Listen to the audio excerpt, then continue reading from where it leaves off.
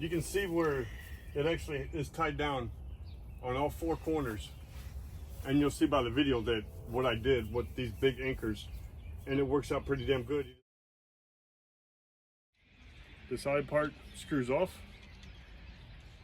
And you can see that they're 18 inches long, so they're going to dig down in there pretty good. The big impact, it's got the socket head, and it's a little bit more work to take it apart, but it ain't too bad.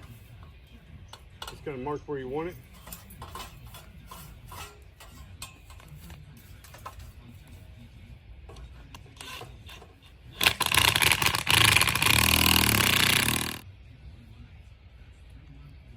That's not going to pull out. And we'll continue putting it on.